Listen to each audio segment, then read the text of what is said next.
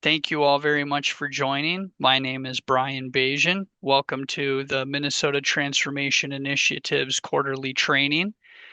Today's topic is understanding customized employment and the discovery process. Some housekeeping before we proceed. We're going to be recording the training, and the training and the presentation slide deck will be emailed to everyone who registered. We'll also have the recording available on MTI's website, and I'll drop that in the chat here in a moment. We ask that all participants remain on mute to reduce background noise.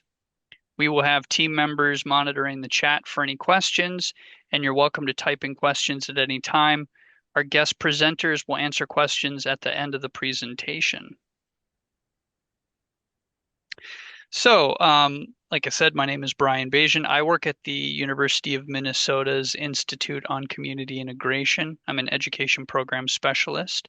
One of the projects I work on is the Minnesota Transformation Initiative, and that's made possible through a grant from the Minnesota Department of Human Services and in partnership with the Institute on Community Integration at the University of Minnesota, the Institute for Community Inclusion at UMass Boston, Strengths at Work LLC, the Arc of Minnesota, and Quillo. This initiative is designed to help organizations expand competitive integrated employment and community life engagement outcomes. Part of the MTI project includes these quarterly trainings where we focus on themes related to organizational transformation and best practices in employment and community services. This project has a landing page, and like I said, the PowerPoint will include some hyperlinks. On that landing page, you'll find more information about the MTI project as well as resources. You can find information on upcoming trainings as well as register for them and access recordings of our past trainings. So the work that MTI does is informed by the 10 essential elements of provider transformation, which was created by UMass Boston ICI. And so today's training topic touches on the following elements: ongoing staff development. Having your staff receive ongoing training is a great way to do that. A holistic approach to employment. That's one of the great outcomes and approaches to customized employment, and active person-centered job development. So we've got a couple of fantastic presenters today. Our first presenter is Margie Webb. Margie is the customized employment specialist with Vocational Rehabilitation Services. Margie is not only a practitioner of customized employment and discovery, but she also leads the trainings to support folks with certification so they can practice CE and discovery in Minnesota. And also joining us today is Michelle McDonald, who is the executive director of Lake County DAC. And Lake County DAC is located in northern Minnesota in Two Harbors, but they serve the surrounding communities. And Michelle's going to talk about how, as a provider, they're moving away from the sub-minimum wage work and emphasizing customized employment and some of the tools, including customized employment and discovery, that they're using to achieve those outcomes. And so with that, I am going to turn it over to Margie. All right, Margie, take it away. Well, good afternoon, everyone. I'm glad those of you who are here can join, and feel free to ask questions at the end if you have any. Today, I'm going to talk a little bit about the customized employment process. In Minnesota, we have developed our own method of customized employment discovery, but we also accept other methods. Some of the additional things that I do at VRS are provide mentorship to everyone going through the training. And then, as Brian mentioned, I'm a practitioner.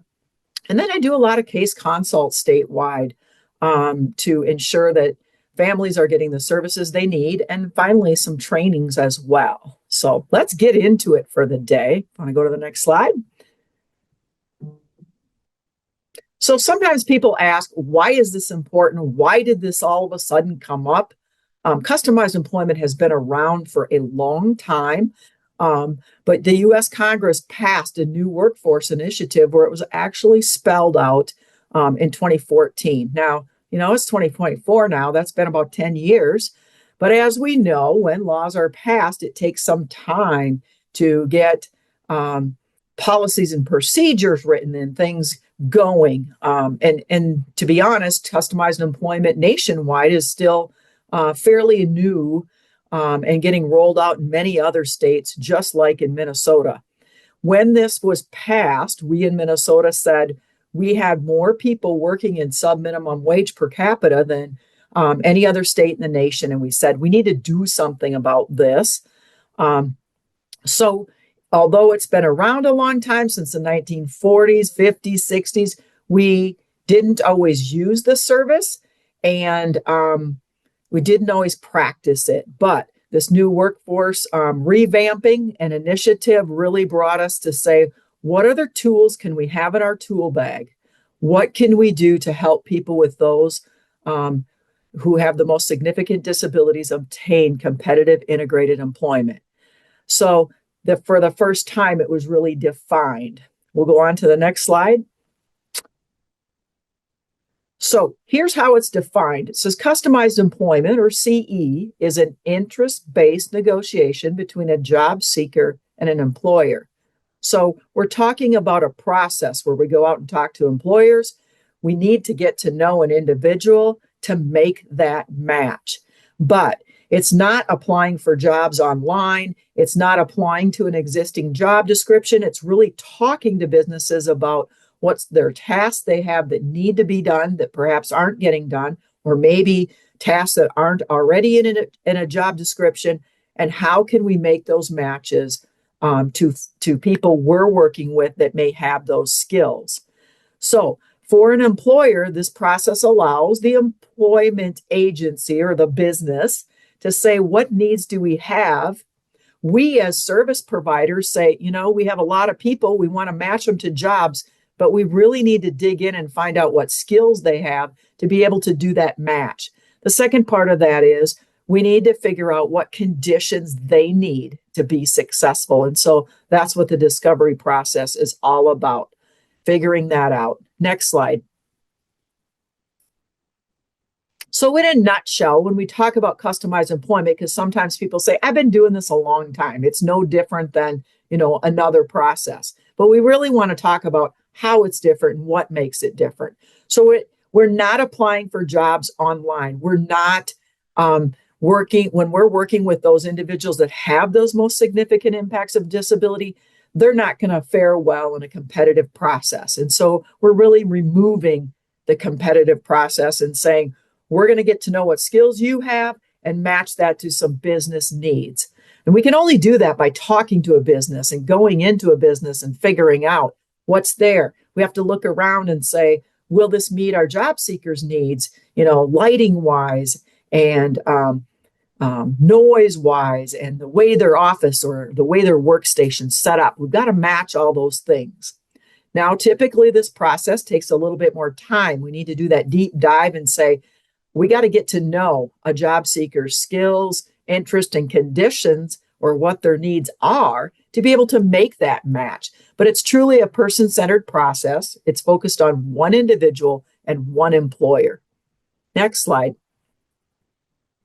So as you know, you're going to see in the column on the left, those were kind of traditional methods. And these came from supported employment, which really boomed, I would say, mid to late 1970s and until very recently. But you're going to see that when we're talking about customized employment, we're really talking about an alternative approach. Instead of individuals going into segregated center-based facilities, we're talking about an individual getting their own job at a business, one person at one business. Instead of doing group work and developing contracts, the individual will now be paid directly by the employer. Instead of placing someone, and that's what we referred to the term as when we found a job that or job description that would meet maybe most of their needs. Maybe we had to make some accommodations. We talked about doing placement. Now we talked about developing a job. We're creating a job description or something that didn't exist in the past. But we have to go and develop business contacts. We're going to have to talk to businesses one-on-one to figure that out. Instead of sub-minimum wage, we're talking about prevailing wages. So not just minimum wage, but what is the going wage at this company? What do people typically start at? What are those wages that we can look for the people we're helping and support? Instead of staff support, we're talking about natural supports. We are in a staffing shortage and crisis. I am aware of many individuals that want to work. There's some job opportunities. We don't have the staff to help them get to work. And so this really makes sense in this model too, relying less on job coaches or artificial supports and allowing businesses to do more of those natural supports. One of the things that we find when we make a really good match with someone is that they need less supports than we thought. We're going to go away from that model of work readiness. In the past, and I know I was a VR counselor for 15 years before I came into this role, there were people I said, you're not ready for work. You need more work on your soft skills, or you need to improve your grooming and hygiene, or you need to understand work boundaries, all those kinds of things. We screen people out of work. In customized employment, we take people where they're at. We say everyone can contribute. We just have to find the right setting. So, for example, if grooming and hygiene is an issue, where does that not matter? Where do people go to work? Maybe dirty or don't shower when they go to work. So we're trying to set up those scenarios and find places that the person can contribute and be successful. Next slide. So customized employment has some specific tenets. As I mentioned, you're talking to the employer, you're creating a job description, you're negotiating what the person's needs are with the business needs. What does that business need done? That business has to have a need.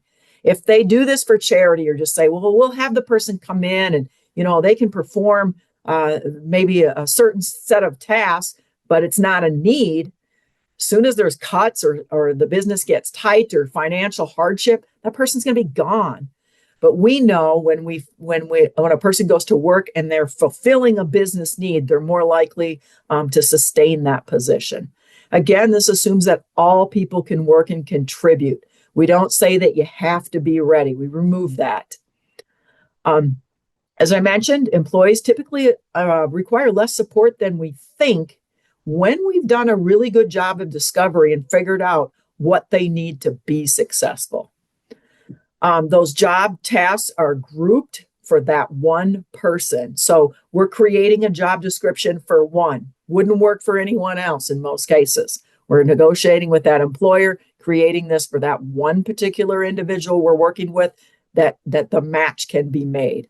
So I talk about the three components of customized employment. And when we're doing discovery, this is what we really need to figure out. What are the tasks or the skills that individual has that can contribute to some place of employment?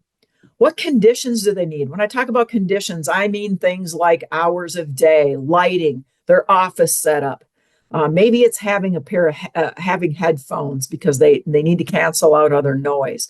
So we need to make sure we have their conditions right to be successful. So we need to figure that out. And a person has to have some level of interest or they're not going to want to go to the job. We find that a lot of people don't have much interest in cleaning toilets. I've only seen one or two in my whole life, and yet a lot of people with disabilities end up doing cleaning jobs like that in the community. Next slide. So CE as a service option, what does that look like? As I mentioned, it's going to be individual, one person, one job. Success within CE is going to look like a process moving. We don't want it to stagnate. When we do discovery, and I do several discoveries every year, I am getting those done in about 8 to 10 weeks. I'm meeting with that job seeker every week, sometimes more than once a week, but I'm working on the process. The number one factor of dissatisfaction with customized employment and the discovery is stagnation. Maybe the practitioner doesn't have enough time in their schedule, or maybe the person's hard to schedule things with and it just doesn't happen. So in order to do this process successfully, we need to lay the foundation, give the family all the information we can about what the service is, what it looks like, and get their buy-in or commitment before we jump in and start the process. So what is not CE is when the process is taking more than 3 months or 6 months. I've seen it take over a year. Person's no longer excited about going to work at that point. And I love this quote that's up here. Sometimes the smallest step in the right direction ends up being the biggest step of your life. So tiptoe if you must, but take the step. Can we look at possibilities? Success is measured in different ways. It doesn't have to be, that dream job that now somebody's really excited about. It can be, steps toward competitive integrated employment. And that can be success in itself. We'll get there, but we may have to take it at a slower pace. Next slide. So when I talk about customized employment discovery, these are the components of it and what I'm doing during that discovery process. First thing I do is an initial meeting and I lay the foundation. This is what discovery is. This is what it looks like. We have some flyers we give to families. I show them a visual resume. This is the product that you will get as a result of the discovery process. We need marketing materials to go out and talk to businesses about what the person's skills and needs are. And that visual resume is a great way to do that. Then I come in and do a home visit. What does a person do at home? How do they spend their day? What are some of their interests? Number one thing I want to find out, what does the person lean to, go do without being told or out without being asked? Some people have chores, but, parents will say, I really got to nag them, or the group home will say, I just have to tell them 5 or 6 times to do this. That's not something they're naturally drawn to, but how are they spending their time when they have free time? What does that look like? What are they doing? Those are the things I want to see. I interview people who know them. Tell me about this person. Tell me when you see them most successful. Tell me and show me what that might look like. And I want to get those different perspectives because somebody might have just a really good idea that no one else has. So I interview siblings. Sometimes I interview younger children. Family is a great source to get that information. If a person's in school, we're going to talk to the school staff, but I want to get as many different perspectives as I can from family, from school, maybe from a neighbor, even from a friend or significant other in that person's life, or someone that they live by or hang out with a lot. We take a look at their neighborhood. What's around? What businesses are close? Obviously, when people can obtain employment closer to home, they're more likely to be able to get there and go to their job. So what is around? Are there some hidden markets or businesses that aren't advertised that could be in the neighborhood that could work for this person? So I want to take a look at that. Then I do observations of the person just doing things they normally do in their daily life. If the person creates TikTok videos, I want to see that. If they watch reels, what kind of reels are they watching? What does that look like? Maybe they make products, bracelets, for example, or do some woodworking. Those are the things I want to see when they're engaged in performing tasks and skills. That's what I want to focus in on. Once we've done some of that, I look at all the information I've gathered and say, do I have some reoccurring patterns here? Those becomes themes for that person. And I'll talk about that again in just a minute. Next slide. So when I mention the word theme, that's something that we consistently see across interests, skills, and their needs. For example, a theme, and it's not job descriptions, it's something bigger and broader than that. A theme can be socialization. A theme can be weather. We've all met someone that's just always focused on the weather or a certain topic. That can be a theme. And we take a look at where do people with similar themes like them work. And it really opens up possibilities instead of narrowing them down when we talk melding those skills, interests, and conditions. The process is then talking to employers. What kinds of employers might have some of those tasks, and how can we match some of those? As I mentioned, we develop a visual resume, and I'm going to walk you through one of those in a little bit here, and you'll get to see how daily life activities can translate and demonstrate skills to potential employers. And then we have a final meeting and I post all the information I've gathered. I want to gather every skill that job seeker has. I want to know every condition or need they have. And I want to know what their interests are so that we can put this together. But I need that team's input too to say, yeah, I think you got everything. Oh, maybe you missed something here. It gives us a chance to refine that before we go into the job development process. Next slide. This is our logo for our Minnesota customized employment process, but we know that we need to figure out what a person's skills and talents are. If they don't have a skill, the employer's not going to pay them to come into their business. That employer is paying for a task to be done or a skill to be completed. We need to figure out their ideal conditions or their needs. And you're going to notice there's some colors on there. Skills are green because that's how we earn money. Conditions we have to be cautious of, because if someone's conditions aren't right, they don't want to go to work and the job isn't going to last. And in most cases, when we see someone who's had repetitive jobs, high turnover, we've missed a condition. Something's not right there. And when we can figure that out, we can make that better match. And you're going to see that interests are blue. Person needs to have interest to want to go to work or interest in the skill that they're performing. But we talk about this as a three-legged stool in order to be success or see success in customized employment. Next slide. Here to see a few photos here. And so I just wanted to give a few examples. These are all individuals that people said they weren't competitively employable. You're going to see a young man on the left. He's tying knots. He's went to a home improvement store and got materials to go build something. And so he's securing them to a truck. The gentleman in the middle is picking raspberries. There's a very set process to that. You slide your middle finger through tape on a cup on the back of it, and you flick the raspberries in with your other hand. And so he's learning that process and doing a harvest here. Gentleman on the far right, changing oil in a snowblower, using tools and equipment. But employers, when we show them this, they can say, oh, wow, yeah, they do have a skill in these different segments of work. Next slide. So who does Discovery work for? Well, it can benefit everyone. If any of you customize some of your own positions, you may have done that. You may be focusing on tasks you really enjoy. You may offer or say to your employer, hey, I really like this facet of my job. I'd like to be able to do that more. And that works out for everyone when people have an opportunity to do that. But it can help and benefit anyone. We have pretty limited resources and services in Minnesota. So, if someone can obtain competitive integrated employment and doesn't need Discovery, we might not do that.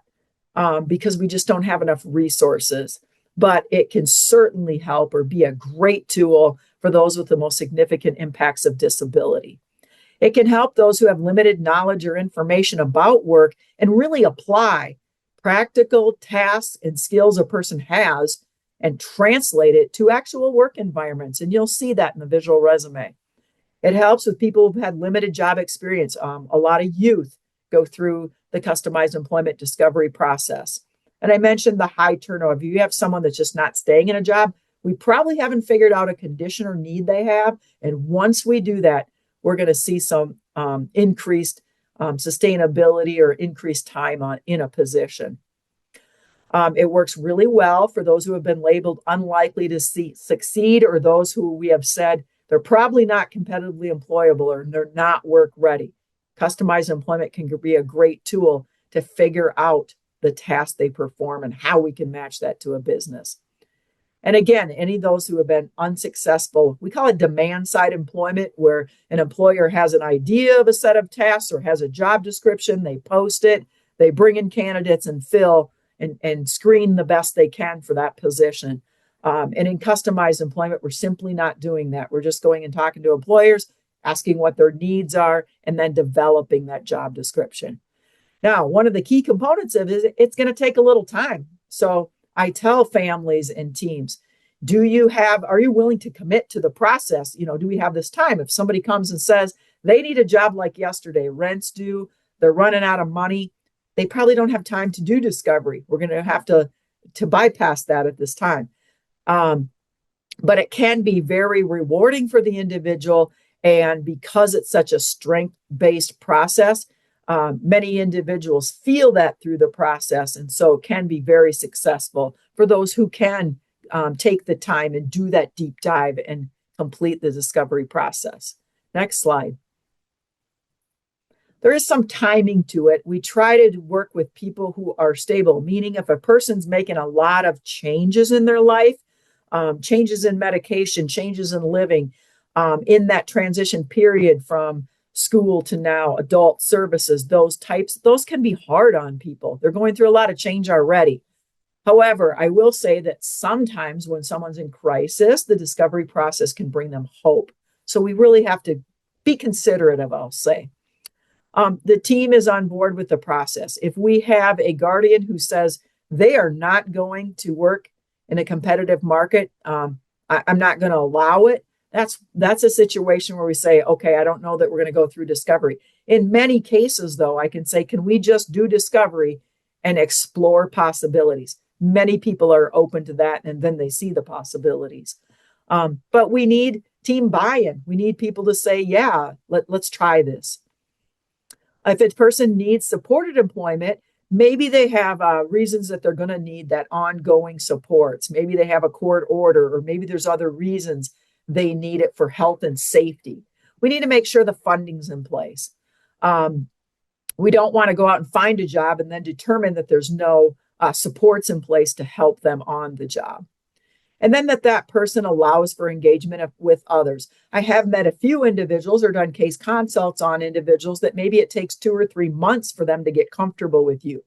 We can do discovery, but we're going to approach it in a little different way, or that process, we will all agree, may take a little longer period of time. But if we have an individual that just there's no engagement with, it's pretty hard to complete the discovery process. Next slide. So I talked about these different phases of customized employment. The first is discovery, that process of really getting to know someone. As I said, that takes anywhere from 8 to 10 weeks, maybe 12 weeks if there's a vacation or the individual is out for a while or sickness happens or something of that nature. Once that discovery is done, we go into phase 2, which is securing the job. That's job development. And notice we don't call it placement. We're not placing someone in. We're talking to an employer. We're talking to an individual. We're bringing them together and making that match. So we call it development, creating a job description. And then the final phase is coordinating and arranging supports. That's really important too. We don't want to set someone up for failure. In customized employment, we typically use what's called a job analysis to talk about what are the natural reinforcers on the job. What are the tasks? We want to get that in writing. Who are the go-tos in the place of work? When am I going to follow up? How much support are we going to give? When are we going to look at fading? All of those components are really important to setting that stage or that blueprint for success for the job seeker. Next slide. So we need to talk about funding a little bit, and that's a tough issue. A lot of activity around that recently, I'll say, or I've been involved in a lot of consults around that. Next slide.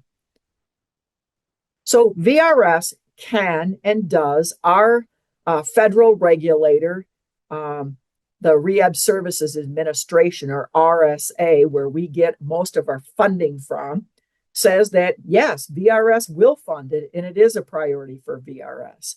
In order for a practitioner to complete the discovery process, they must be an approved practitioner. And the way a practitioner does that is they must take a 40-hour ACRE approved training course. Now, that's one of the courses that I teach if people haven't had that, but they can take it from other entities as well. They don't have to take Minnesota CE training. However, then they have to submit a discovery document, and I match or align that to the national standards. There's a document out there called The Essential Elements of Customized Employment for Universal Application. And I'm just making sure that it aligns with that. There's very set practices around customized employment. And we want to make sure we're hitting those. And then they submit their marketing materials. Sometimes that's a portfolio. Sometimes that can be some paper resumes. But oftentimes it's a visual resume, or what are we going to use to show an employer or highlight their skills? Now, some waivers pay for the discovery process and customized employment as well. So I tell people, check with your county case manager. It really is bringing the team to the table and saying what makes the most sense. There are times when the waiver paying for it might make more sense. I'll give you an example. If there's someone that maybe has a lot of challenges, doesn't adjust to new people well, and they already have a provider they're comfortable with, have been there for a long time, maybe they want to access that provider to help them through the discovery process because there's a relationship there. Instead of going to a new practitioner that VRS is going to fund and then coming back to that provider for their long term. Just gives more continuity of care using the waiver. So sometimes it does. And then there are people that private pay for it. I've met families and individuals who say, I want it. And due to circumstances where they're at in school or something, we say, okay, that a family will private pay for that. Next slide. And as you know, in Minnesota, we have our E1MN structure to services. Now, there are different services that fall under these categories. Many of you probably know that. You're providing those. And VRS is definitely responsible for the find phase, but VRS also is responsible for that discovery, or can be. I know that I get involved in some consults where someone is sending them to a waiver service program and say, you get them ready for employment and don't send them to VR till they're ready. That shouldn't happen. VR should be involved in the plan and that planning process, and then definitely stepping in for the find. And again, I do see some cases due to continuity of care where the waiver may do or provide all of that. It really should be a team discussion with everyone at the table to say what makes the most sense to get the most efficient and effective services to the person sitting in front of us. And if we keep that in mind, we'll do well at coordinating. And remember, in that Workforce Innovation and Opportunity Act that I started with in the first slide, part of that is coordination. Instead of siloing, talking to our education systems, our health and human service systems, VR, U.S. Department of Labor, everyone working together to benefit the individual. Next slide. Now, you're going to hear the term discovery used very loosely.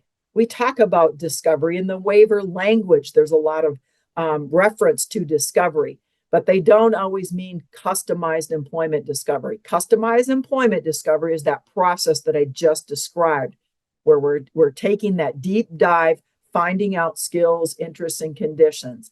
But you'll hear, oh, let's do some discovery, maybe learning a little bit about the person's past, or learning about the jobs they did, or pulling together some information. Maybe you're going to put together a one-page profile or some other document, and you're pulling some of that together. That's great and very helpful. And sometimes we don't need customized employment discovery. That alone can get us to competitive integrated employment. But again, it's those team discussions to say who can step in and do what. How do we work together to help this one individual? And it's different because each individual is in a different place and has a different team to come to the table. So just be aware of that sometimes you'll hear, oh, they already had discovery. We made a list of their skills over here. We made a list of some of their interests over here. But it might not be that full. A full customized employment discovery written process is anywhere from like 12 to 30 pages. And so it's a very deep dive. And so you'll notice there's a huge difference between the language there. But we do use that term pretty loosely. So in customized employment discovery, I often refer to it as the big D versus the little d. Next slide. I mentioned that we translate skills through visual resumes. So I want to give a little background on visual resumes, and then I'll show you one. So next slide. Okay, why do we use them? You're going to see when you take a look at one, it breaks down biases and barriers. You're not going to see disability. We don't mention disability in the visual resume. We are simply introducing a candidate We're talking about what their needs are. We're talking and showing what skills they have to offer potential employers. So it's very different than a paper resume. And the reason that we do that is often paper resumes are going to focus on your education.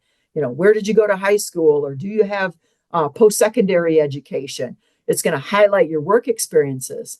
Well, obviously, many of the people that we're working with in the customized employment discovery process, they don't have work history.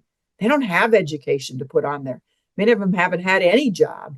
And so this is just really a shift in how we can portray them in a very positive way to potential employers, and you'll see how that works. So we're going to show those skills that don't translate on paper. It's an easy way of highlighting someone's skills. The person themselves can show them, even if they don't communicate using words, they can show their pictures and they can point to different things and get involved in the process of sharing it with potential employers, family, or other people. And it's kind of fun. They enjoy that for the most part. Again, traditional resumes don't work for many of the individuals because they just don't have much to put on the paper. But it does tell their story, and that's what's really cool about a visual resume. And as I mentioned, employers can see them performing skills. They see them as a worker. Many people don't interview well, especially if you don't use words to communicate. They're going to, if you go into a traditional interview process, the person's going to sit in front of you. They're not going to bode well. They're not going to fare well, and they're not going to do well in that competitive process. But if an employer can see them physically lifting things, loading things, moving products, they're going to say, yeah, they can do that job. So it's kind of, we'll show you what we can do. Next slide. There are many different types of visual resumes. I typically use PowerPoint, but I've seen people use Publisher. We've done video segments showing a process. For example, changing oil, right? You're going to show them using all the tools, draining it, wiping up, filling it back up. That can be really impactful and powerful to show potential employers any other kind of process like that the person performs. It might be a portfolio style or picture style. An example when I'd use a portfolio is I've had some people that do photography, or I've had other individuals that create YouTube videos. We're going to use that method or style to show or highlight or showcase their skills to potential employers. So there's many different styles and examples. It's an opportunity for any practitioner to be creative and say, this is the best way to highlight this person and their skills to employers. So we have a lot of latitude there to do some really cool things and explore color and design and art. And it's also a process that the job seeker can get involved in and select some of their own pictures, and it can be their story that they can share. Next slide. So what do we put in a visual resume, or what are some of those key components? We often have a cover page, and oftentimes that might be a nice shot of the person. Now, if the person's not photogenic and they don't like their picture taken, we might not put it on there. I also have individuals that I have worked with that used a wheelchair, and they said, I want you to put me in my wheelchair right on the front page, because they said so many times I've gone to meet an employer. I did an application online. I showed up for the interview and I saw their face when they saw me in the wheelchair. And so that was really hurtful and impactful to them. And so they say, I just want to disclose right in my visual resume so that they know I use a chair. We have a skills and attributes page. Those are just reasons an employer would want to hire someone. They're their strong points or qualities, but not necessary tasks they can perform. But you can translate some skills into tasks. You'll see that in the visual resume. Where am I at my best? And those are their ideal conditions or what their needs are. This is, what do I need in an environment to be successful? And by having this right out on the paper in the visual resume, that's what you're going to negotiate with that employer. For example, if this person can't be around children, for example, you're going to phrase it in a positive way. You're going to say, performs best with adults only. You might rephrase that. If the person can't, maybe they have some kind of order where they can't have internet access. You're going to put that right in there so the employer just sees it and knows. But this is also the process to start your negotiation with that employer of what their needs are. So the needs are just right out there in the open. It's easy to discuss with potential employers.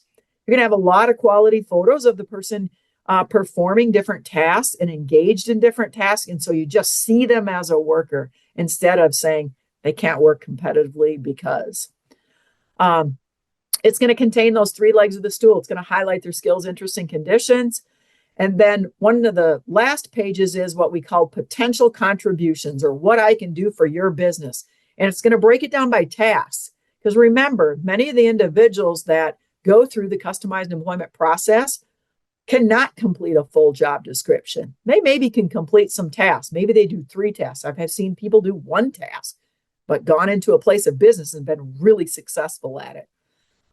So it's what are those tasks that you can pull together? The employer often looks at that, sees that, and says, well, I have that task here.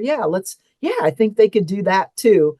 And that's how you create your job description. But if it's listed out there, in my experience, most employers flip right to that page and focus on that page once they've gone through the visual resume. And then there's a contact. And usually it's the practitioner, because that is the person that's going to negotiate the job, be the point person, set up the supports, and perform and conduct a lot of the activities to get the person competitively employed.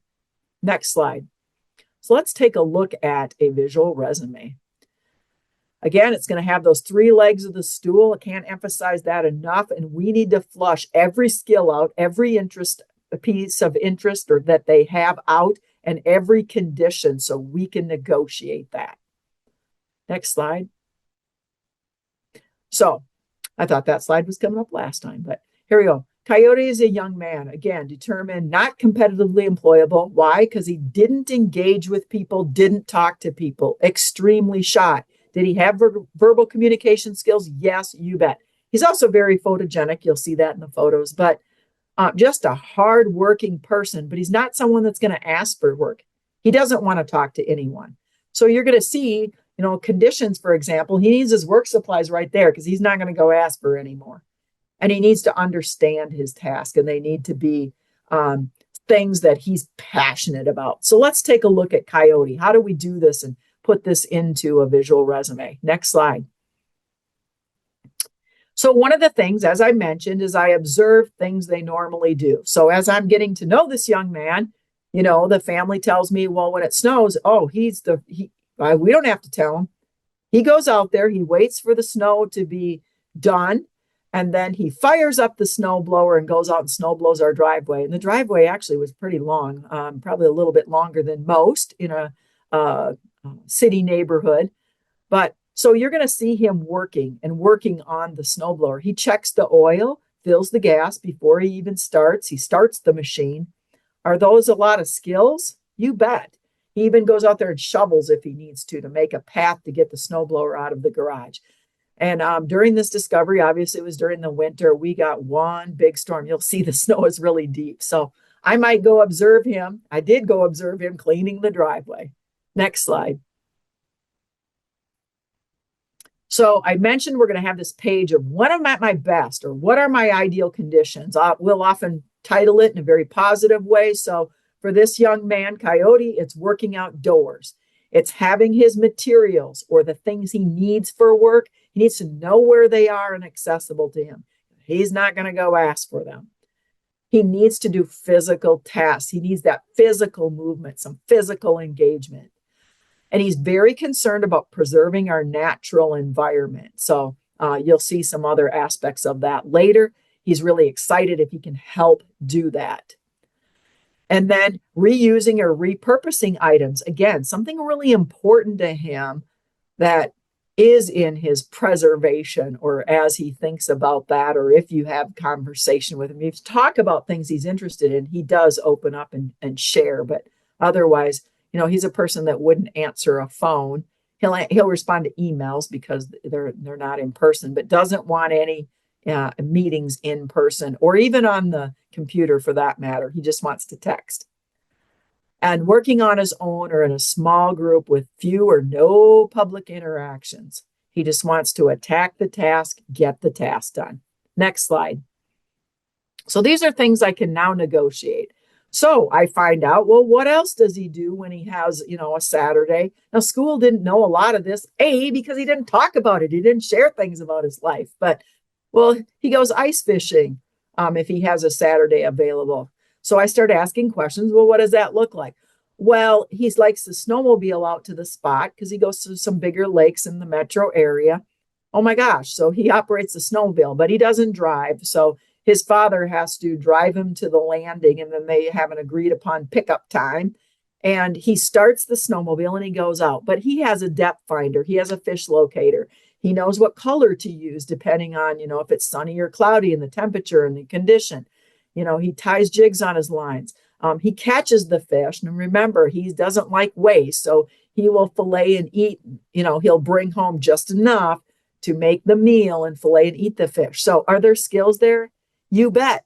But he's not going to talk about them, and nobody really knows about him. He doesn't share this at school or other places. So school's like, well, I don't know what he does. But this is the power of discovery, really getting in and figuring out what a person does in their time. Next slide. So this is a project that I set up later in the process to test his outdoor theme and his environmental theme. So we did some tree pruning at a local park district. And so as you can see in the last picture there, he's very happy, but he has a lot of knowledge of trees and growth and brush and what's invasive species and what's not and how to do that. So here he is doing some of those projects at that park district. Next slide. So then I list out his skills and attributes. Now he's very artistic, which again, nobody knew because he didn't have art classes in school. He didn't draw at school. And the only reason I bring that up is because I found that out from a younger sister. Well, he has a sketch pad under his bed. And when, if the weather's bad or he can't be outside or can't be doing things he enjoys, he sketches and draws. And so I'll show some of those sketches. He's an incredible artist, which nobody knew, by the way, because he didn't share that. He follows directions. He's very particular about rules and following directions. He's got an incredible eye for detail. He wants to be very safe. He's a Boy Scout, so he's trained in first aid and CPR. He did attain eventually his Eagle Scout rank, but he needed some help asking for supplies to do that project. He checks and maintains equipment. You saw him there checking the oil, filling the gas and oil on the tanks.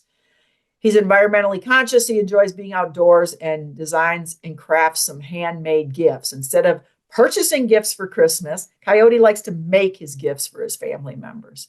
Next slide. But it's surprising what doesn't get shared at school or sometimes with others. So I went here later, but luckily his family had some pictures of this, but doing his Eagle Scout project. So there he is, he created that. And so he had to go and ask a store to donate those supplies. And that he did not do. He needed some assistance with that, but kind of helping coordinate the project and getting a crew out there to get this observation deck built. Next slide. Now, many people may not have that to put on there, but here you are seeing him doing some engine maintenance on a lawnmower and snowblower. Next slide. But as you look at these pictures, you see someone who's engaged in just working. Another thing we did, he likes being outdoors, as I mentioned. So we did a snowshoe tour, and he was able to describe some of the plants, the bushes. This was a life activity. He actually found a pair of deer antlers. It was late in the season, and that matched. And so again, he happens to see those out there laying under not too far from a tree, but in a clearing space. Next slide. So I determined, what I might want to put in here. Can I change and alter a visual resume for different employers? You bet. He has incredible wood burning skills because he's very precise. And this is a canoe paddle he made as a gift for his father. But again, school didn't know some of this because he just didn't talk about it or share it. Next slide. But I wanted to highlight some of those skills. Here's some drawing in Sketchpad. Again, not many people knew, but I found that out from a younger sister. I don't think anybody else would have shared it. Parents did not share that, but younger sister said, go look under his bed. He's got a sketch pad under there. And so that's how this came about. And he allowed me then to take some photos of it and share it. Next slide. And then we did a theme testing project where he helped build a deck. And then, here in that picture you already saw, he's helping fastening materials into the back of the truck, bolting things and putting it together. A project that he helped a construction group do at someone's home. Next slide. So here's the things he could do for a business, tasks he could get paid for. So he could identify different plants, shrubs, greenery, trees. He had his first aid training, so he could be someone that could offer that to a business. He used small hand and power tools, drill, saw, hand tools. He could trim or prune invasive species, bushes, and shrubs. A lot of physical strength there. Remember, he needs that physical activity and prefers to be outdoors. He can operate and maintain small equipment, chainsaw, snowblower, riding lawnmower, those types of things, shrub and bush cutters. He could load and unload raw materials, very strong. Could do pencil drawings, wood burning, measure, and his eye for detail. So, and some people have asked, where did he go to work? He went to work for a company that contracts with state and county parks, doing the removal of invasive species, planting trees, doing riverbank restoration anytime there's been a flood somewhere. And he did eventually get his driver's license and had been very successful in employment. So, and just very pleased on the job, earning regular wages, doing quite well. Actually moved to the Duluth area because there's quite a bit of work up there in that area. And then a final slide here. And I wrap it up with saying, if you want to explore employment, contact my assistant. Often I'll use the term assistant, Margie, to discuss that, because this is not someone who would talk or discuss that with you. Next slide. So I want to talk a little bit about outcomes with customized employment. Next slide. So since 2018, we have ran 15 sessions of training. We conduct 2 to 3 per year. Those sessions last between 14 and 16 weeks. Now you might say, why are they so long? Because we teach a component of discovery, and then if you're in the class learning the process, you go out and conduct it with your job seeker. You come back, we teach the next step. You go out and conduct it. I provide that mentorship on writing your plan and bringing the information together, making decisions about what should I observe? What should I see? Hey, I'm seeing this. What could I do? Working with people in this intensive capacity is challenging. People have a lot of variation. So we need to, it's not an easy process. It's probably the hardest service we have out there. And so using coworkers, colleagues, and others to support you is a great idea. And we also have a community of practice that I run statewide around customized employment. So on any given day, we have about 122 VR approved CE practitioners.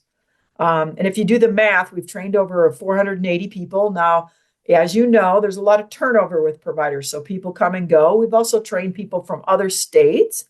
And sometimes in training, we see managers and supervisors coming in to learn the process so they can manage and supervise it at their own organization.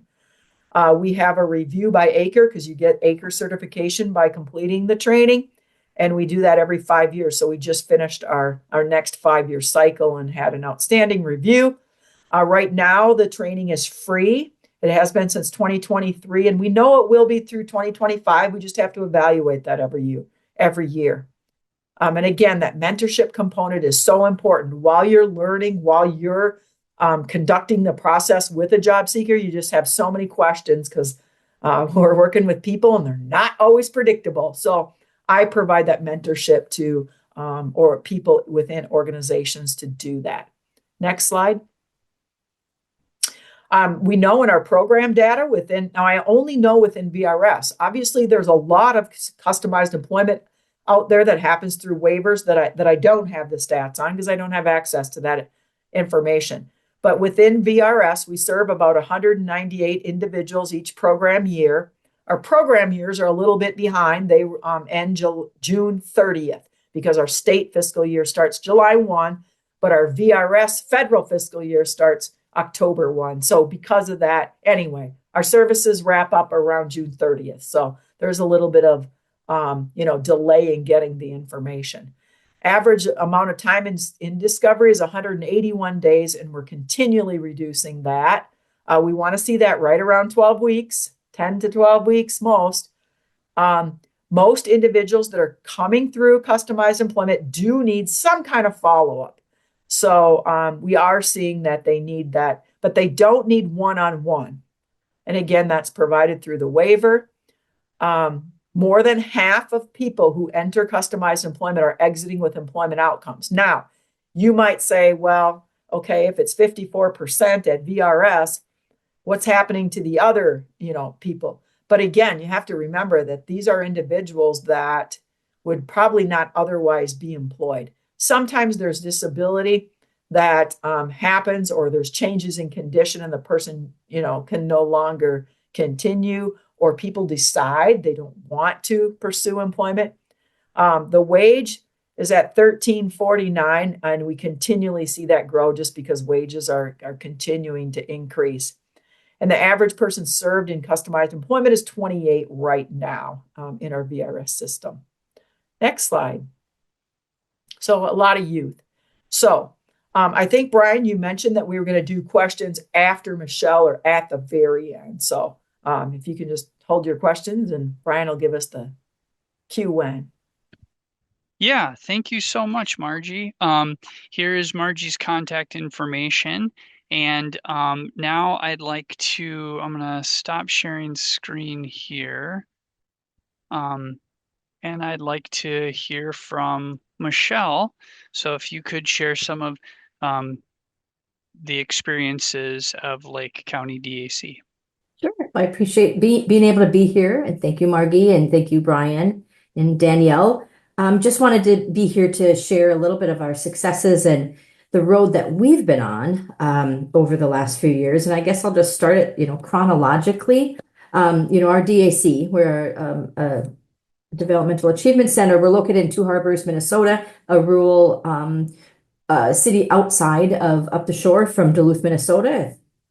And hope everyone's been up here. It's a beautiful time of year to be up here. Our history is we've been in a program since 1971. And throughout all those years, always had employment as a focus. But then through, state requirements and the movement of everything, we may have gone to less community employment or more community employment and things like that. But jump starting to 2015, when the Workforce Innovation Opportunity Act started, we didn't have anyone in community employment, true community employment, hired by a business. We had over the years, but we kind of moved away, and we were starting to build these bigger contracts under the sub-minimum wage. We were working with the local county and providing labor service in the local recycling center. We were doing some subcontract for some other day programs and helping them get some of those jobs being done. We were working in homes as cleaners, and we also started a chore crew. And our chore crew provided snow and removal and lawn service. That was the only job that was paid at least minimum wage or higher. All of our other job contracts were using the 14C sub-minimum wage.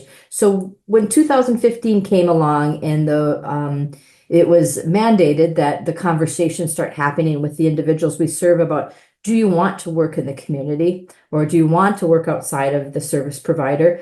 A lot of the people we found said no. And reason being is we found that they didn't have the informed consent. They didn't have the information. We weren't asking the right questions. And so even with an outside provider coming in and giving some information and asking, people were still saying no, because first of all, they were getting a paycheck. They were working. They were doing what they knew, and possibly scared because they didn't have the information. 2016 came around. The local organization that we contracted with to come in and ask those questions, people still said no. We were still paying people sub-minimum wages. We were still paying, chore service, several larger contracts. It kept going 2017, and we started saying, why? What's happening? And then we started to connect ourselves with professionals who were doing things to help people understand, help inform. And this was through the customized employment process. And in 2018, I reached out to the Institute on Community Integration and Minnesota Technical Assistant Program, and we were offered some consulting through professionals out there who were experts in this. And they came to our organization and started the process, helped us start the process in understanding of how we needed to transform our organization, and using the tried and true techniques, the scientific process that works. So that's where we went with. And so in 2018, we actually sent two of our leaders to Griffin-Hammis customized employment training, and they learned the discovery, the job development, the employment supports, and they went through that intense training and came back and were very excited. But what we faced was our culture of staff felt we weren't ready yet. The people that we had were still saying no. And so we said, well, we're not going to stop. We're just going to keep going. So we hit the ground running. Our two professionals, our CE professional specialists, went out in the community and started asking employees, started developing those relationships. What are your unmet needs? Started with the discovery process and doing those steps. And it took a while.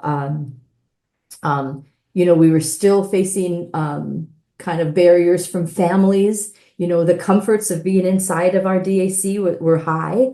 They were hearing from their people that they loved that I don't want to go out there. I don't know what's out there. And so we thought, well, we have to bring in some training for the parents and guardians and other providers, because for this to be successful, we needed that team. And again, we relied on the Institute on Community Integration and the professionals there to help us bring those steps to our organization. In 2019, we had our first placement in the community after we started this process. And a young man, Todd, through discovery and all of the steps, very social, wanted to be involved in a job where he could use his social skills, his helpfulness. He was helpful. He was great at organizing. He went and applied at the local Holiday gas station and was successful and was offered a position. And he started working there 2 days a week. And let me see what he did. He was hired there and he wipes down equipment and takes out garbages. But most of all, he is able to say hello to every person that walks into that store and keep doing his job. So he's been there since 2019. He actually nominated his employer as an outstanding disability employer when he first started there, and they received that award. They were very honored. So that success, and I'm smiling because it was huge. It was huge for him. It was huge for us. And when he walked in after that happened, he was telling everyone, and the magic happened. Everyone else said, I want that too. So all our hard work, we thought we were going to have to really keep going, but just that one success just spread like wildfire. And suddenly everyone else, not everyone else, but people were saying, we want that too. So as time went on, we just kept doing the steps and helping people achieve. Let me get back in my notes here. The biggest thing was, I want to point out that the partnerships with the employers, going in and, letting them know who we are and what we're doing and our talented employees that they could potentially have. The biggest question that sticks in my mind, and again, I am not the customized employment specialist. I'm the executive director. So I'm not the professional in this, but we kept asking, what are your unmet needs? And the employers actually they kind of just did a double take and went, no one's ever asked us that, and the floodgates open, they shared what their needs were. And that was very beneficial for us to come back and use that as tools for what are the next steps then? Who can we match? We had plenty of people that have gone through the discovery and they were in the job development phase. And so that helped us out a lot. And then what happened? COVID came and hit us all. And so sometimes most of the folks that we support, they left their jobs for their safety or for other reasons. Maybe it was their family that wanted them to leave their job. So they did that. 2020, it was just for a very short time. And then we really went back into those employers and we can do this. How can we make this work and come back? And so that relationship, that's when it came back. So we had that relationship with that employer. Our customized employment specialist went in and said, what can we do to get these folks back to their jobs? And so that was the shining of the relationship. And if I can't stress that enough, create those relationships. During COVID, it was wonderful. The silver lining of COVID, if there was one, was the people that we supported became essential workers. And for them to hear that, they were proud. They were returning to jobs where some of the other co-workers weren't coming back, but they were considered essential workers, and they were very proud of that. Some of the other things today, where are we experiencing, or where are we at today? Is we are in a little bit of a slowdown of hiring. We are at 90% success of people obtaining successful employment, but we're still creating those relationships. We're still maintaining those relationships with employers in the business community, but we're seeing in Two Harbors at least a little bit of a slowdown in hiring. But we're going to continue with the process because we know it works, the CE process. And we're still asking, what are your unmet needs whenever we're going? We're discovering that volunteering can lead to work when things slow down and people are spending their time volunteering or just visiting different places. The exposure to those places are important too. People are saying, well, you were in here the other day, so what brings you back? And, sharing those experiences will help. Volunteering, like I said, can help lead to work. We've had two people who have volunteered at our local food shelf for many years. And so those skills, they're working right alongside community members. And a new director approached them and said, you've been regular at volunteering. Your skills are very high. You're doing everything that you've been asked. Would you consider going and picking up foods from the local places that are donating? We have a Super One, and we have a couple places that donate food regularly to the food shelf. And the director didn't have any time to pick that up. So we are looking at these. There's two individuals that will be hired to pick up food at local grocery stores and bring it to the food shelf. So we're really excited about that. We have some unique placements through our partnerships. Community Partners is a local organization in Two Harbors where the program helps older adults age successfully and live independently. There's a young woman, April, her name is, and through her discovery, she wanted to, her dreams are to be a doctor. And just through some education barriers and things, she probably won't make that. But through some of the things that we've done, we've gone, how can we get her as close as possible? She did some volunteering at the nursing home, and that was successful, but she also wanted to do more of the medical aspects of that. And so we were having a little difficult time on understanding, how can we get her as close as possible? And in the meantime, she was offered she was offered a job at our local assisted living. And when she went in for her first day, they handed her a set of scrubs and she started crying.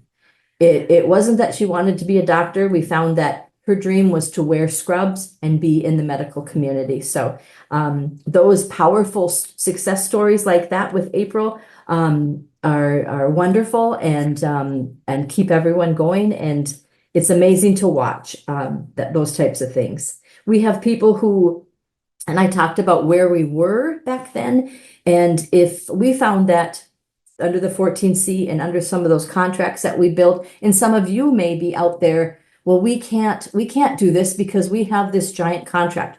we had a contract with our local county to operate the recycling center. And there was 8 individuals that worked there every day, 8 till up to 11 worked there. And as long as we had that contract, we could not help them go out into the community because the large volumes of recycling needed to be processed every day. And if 2 or 3 were gone working in the community, that wasn't the contract was gonna fail. So we went to the county and asked them, would you consider hiring the people that we serve that are working there already under the 14C? And the county was paying us contract. And they said they couldn't at that time. So we made the hard decision, but to end that contract. And there was 8 people at that time that left. Well, all those people are employed in the community right now except 1. So it is a process. It is hard. And some of you, I'm reading some of the comments that you not a lot of experience. Some of you have a lot of experience. It is not an easy process. You'll face a lot of culture in your staff of, this person doesn't belong out there or this person does belong out there, but just keep going. There is so many resources out there for you to be successful. And only when we lean on those resources do we find that success, because being a rural location, that was one of the things that we thought we couldn't be successful. There's not enough jobs out there. We found that there are enough jobs out there for everyone and anyone that wants a job. We have to do our part to find that relationship and find the right fit. So the end of 2024, we made the decision. We're ending our 14C and sub-minimum wage certificate. We were due to reapply in January, and we just made the decision to end that. We do have only two people at this time that are working under the 14C in our program, but one of them is, both of them are not interested in working in the community, so to speak. But so we look at that's more work we need to do, and that's more work we need to do with their team themselves and helping them find the right fit. Where do we go from here? I think I want to, Margie, you talked about you offer some training. I think we need to send more of our coaches to training and to become CE specialists. And, we want to find more employment closer to the individual's homes. We are in 2 harbors. We serve people from Silver Bay down to Duluth, up by Sam's Club, and all the way in between. So one of the things we're working on, the initiatives that we're taking on, is support people who live in Duluth, work in their community rather than coming up here to be employed. We're especially thankful to the Institute on Community Integration, the MINTAP, the Minnesota Technical Assistance Program, the Minnesota Transformation Initiative, Don Lavin, C. Gandolfo, Danielle Mahoney. We're super. We wouldn't be nowhere without all of them. And all of you, I see familiar faces on today. And I know I'm blabbering and going a mile a minute, but I network with a lot of you and have received so much support, more than you actually know. So it's time to say thank you. And I'd take some questions if that's okay. Thank you so much, Michelle. Yeah, so we'll open it up for questions for Michelle and Margie, and I'm seeing one here in the chat from Lynn. Would like to know, how many people do you support? I'm assuming that's to you, Michelle. Sure. Right now we're at about 21 individuals. Okay. Other questions? I have a comment if nobody has a question. Maybe you'll think of some while I'm talking, but one of my goals, and I've been working on this for 5+ years, to get the state of Minnesota to customize some positions. We're almost there. The state has 91 different types of offices. There are all different kinds of employment opportunities. They have not done custom. They had some supported worker positions, but those were similarly set up to like an enclave where they had 3 people or 4 people performing a position of one. Many of them were clerical or in the tax the finance department during tax season and things like that. But we have the language written. It has to go through the legislature, and then we're going to open that up to customizing some positions. So, Michelle, when I hear you talk about, other opportunities, in that stretch where you're serving people, there's a lot of things outside and DNR focus. So maybe someone will be able to take advantage of something like that. But it's in the work. So will it take a little bit longer? Yes. I'm just happy we're almost there. That's really exciting. Minnesota is an employment first state. We've got that codified in law, and the state of Minnesota is a very large employer. And I'd like to see the state walk the walk, and have inclusive hiring practices and whatnot. So that's really cool. We've got a question here that says, and this is for you, Michelle. Can we ask how many staff you have that support those 21 folks receiving services? Sure. Off the top of my head, I know we have 5 job coaches, and I believe we have 4 DSPs at this time. Okay. Thank you. And Margie, it looks like we got a question for you. The 40-hour course certification, is that for the potential employers? Thank you. That is for practitioners or people that want to learn how to conduct and provide customized employment. So it's agencies across Minnesota. Once in a while, we have some people from organizations in other states too, because the ACRE is a national certification. We have to post it on their website. And so sometimes we get people from New York, Wisconsin, Iowa, some other states that are joining us as well. But it is for people to learn how to do discovery and provide that. Now, I do have many people in organizations that are transforming and eliminating the subminimum wage, taking the training. Some of them are maybe not working with a person. They just want to learn about customized employment and a different way to look at the job seekers or the people they're serving.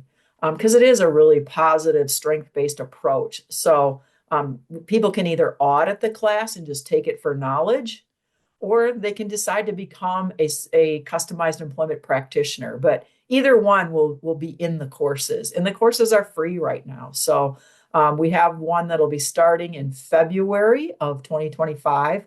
And I usually don't put together the brochure just quite yet, but that'll be coming out around December 1st. And Brian, I'll get that to you so that you can get it out to organizations as well. Thank you. We got a question here. I'm attending from the waiver world as an employment mentor to learn more about services. Is there a list of CE providers available? This is a high need for folks we serve. Margie, can you answer that one? Yeah, I do have a list. Well, because I work for vocational rehabilitation services and I approve practitioners for our organization, I have an internal list, but reach out and connect with me because I can get people hooked up with those services or let you know what organizations or where someone is trained, even if they're not necessarily providing that service for VRS. I kind of know statewide. So connect with me and I'll get you that information. Thank you. Because there's also minnesotahelp.info, which is maintained by the state of Minnesota, where one can look up providers by service and by geographic area. As a professional, I personally find it somewhat difficult to navigate that. And even if you find a provider that is duly enrolled, doing waiver and VR or just doing VR, you still don't know for sure if the specific customized employment and discovery is part of the contract.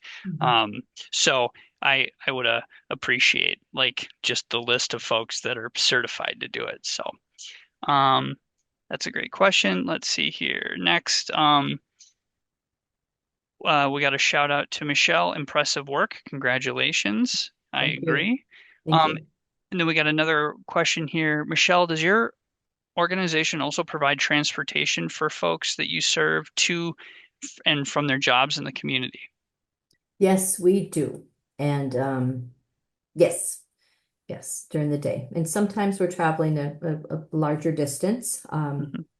We're we're providing the waiver transportation to the DAC, and then we're also providing into the community to work also. So it's a separate transportation. Many times, yeah.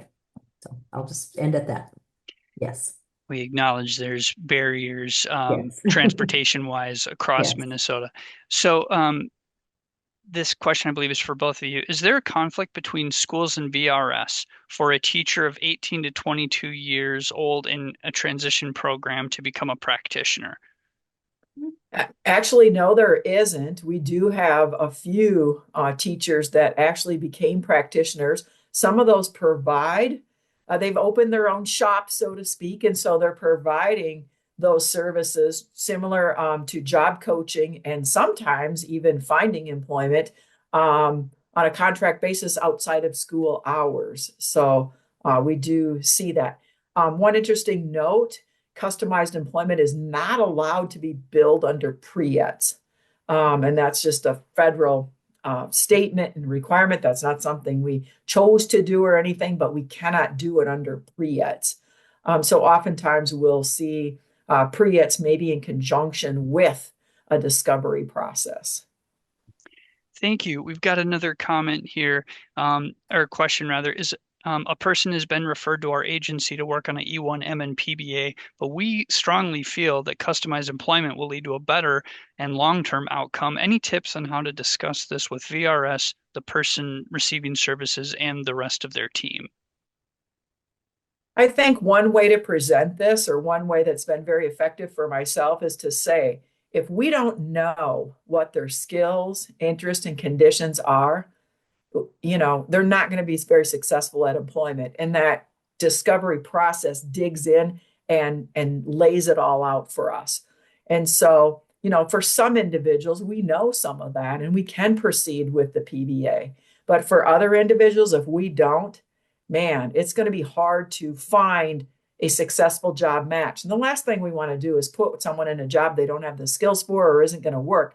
That does not build skills and confidence. So, I would say to the team, we really need to flush out their skills, interests, and conditions. We don't know it at this point.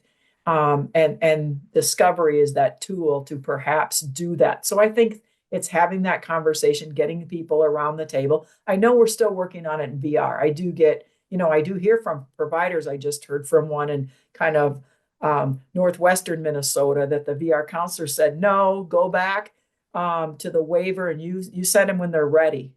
We should not, and then I got involved and could go to our administration and say, hey, we need to think about this differently. And so sometimes people reach out to me to help consult or advocate for the service. Thanks. And we have one more question, and this is for Michelle, and I'm actually going to screen share real quick. I just want to talk about MTI has another quarterly training coming up in February 13th from 1 to 2:30, and the topic is going to be leveraging assistive technology to support competitive integrated employment and community life engagement. So please tune into that. Information for registration will come out in probably January.